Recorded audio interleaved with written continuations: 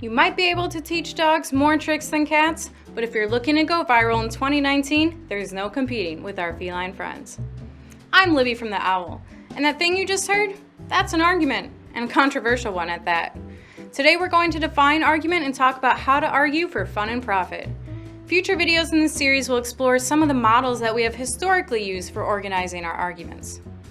For our purposes, we're going to define an argument as something that does three things. First, it conveys an idea or position. Second, it advances one or more clear claims based on this idea or position, or offers a counterclaim that attacks someone else's argument. And third, it uses reasons and evidence to support its claims. For example, the sentence, "I like cats," is not an argument. It's a statement of fact. It just conveys a personal position. Saying that I think cats are better than dogs, well, that's a claim. It's something that's not proven yet, but it might be provable. Getting closer, but we're still missing two key ingredients: reasons and evidence. I think cats are better than dogs because they can better help me go viral. Well, now we have an argument. If we can give evidence that supports our reasoning, perhaps a study comparing the popularity of dog and cat videos on social media, we can make our argument even stronger. Maybe even strong enough to convince those dog people for good. By following this basic pattern, expressing a claim, backing it up with reasons, and providing evidence that those reasons are correct, we can build a huge range of arguments. Some may be longer than an encyclopedia, some may be no longer than a single tweet. It's all just a matter of how many claims, how many reasons, and how much evidence. So when you hear the word argument, you might see scenes of conflict, right? Raised voices, clenched fists, anger, hurt feelings. Well, it is true that arguments can sometimes play out like brawls. For example, if we were making that earlier argument about cats during a debate with a devoted dog lover, we might expect to receive vigorous counter-arguments.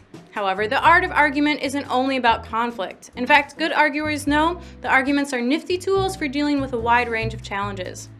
For instance, thoughtful, careful arguments can help you peacefully work out disagreements, compromise with your peers, and weigh difficult decisions. We writers have a special love for argument because it actually helps us plan our writing. For example, forming arguments on our own for an imagined audience or versus an imagined opponent is a great way to generate new perspectives on writing topics, to judge how strong a piece of evidence is, to find connections among ideas through clash or agreement, and to find inconsistencies in your viewpoint that point to other paths forward. The act of 1, finding the claims in our writing, and then 2, finding supporting reasons and evidence, forces us to think about what exactly our writing is doing. This is why it can be helpful to think about all kinds of writing assignments in terms of argumentation. Let's now walk through a few steps that'll set your arguments up for success, no matter what you're arguing about. Here, for simplicity's sake, we're assuming a one-on-one argument in front of an audience. So before you'll start, you'll want to really brush up on all the latest information on your topic. Being well informed allows you to take positions based on firm knowledge and not mere guesswork.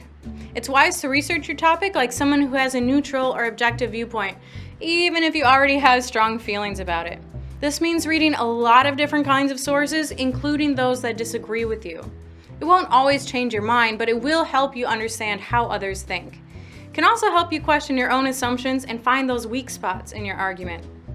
For example, if I'm arguing that cats are better pets than dogs, I might start by reading about how affectionate the two pets are, or maybe what it would cost for me to take care of them. If I'm smart, this would include reading pro-dog sources, like the American Kennel Club. When I find information that challenges my main assumption, that cats are better, I'll be forced to either change my assumption or clarify exactly what it means to be a good pet. Maybe I'll argue that in 2019, part of being a good pet is helping your owner go viral. Maybe I'm right. If you're arguing against someone who's also making smart, well-supported claims, your audience may not immediately recognize your genius and crown you the victor. So plan to help the audience decide which arguments matter. You want to define the grounds of the debate in terms that are favorable to your own argument. This will give you the edge in a close contest.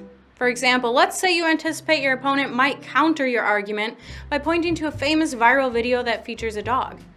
In this case, you could prepare to argue that while it's possible to go viral with a dog, cats can help you go viral for less effort than dogs because they need less attention. Now, instead of being only about virality, the argument is also about efficiency, which favors low-maintenance cats. Before you argue, think about how you can express your main claim in a way that the audience will easily remember. We call this a position statement. If your statement is succinct and if it appeals to the audience's sense of right and wrong, that is great. If it clearly relates to the evidence you provide, even better. Your audience will have an easy time making the mental connection between the two. Try to deliver your position statement near the beginning of the argument so that it gives context and organization to everything that follows. You can even repeat it later to drive the message home. For example, we've decided that we're going to argue that cats are the superior pet because they can go viral with greater efficiency than dogs. We might be sure to include a memorable, succinct position statement early on that goes a little like this. A cat may have 9 lives, but because they can go viral much more efficiently than the competition, they can touch millions of lives. Now that's a doggone good start to your argument. We're all out of time for today, but in the next videos in this series, we're going to look at some of the ways writers from history have built their arguments. We also promise to give our dog-loving viewers a little bit of a break. Thanks for watching.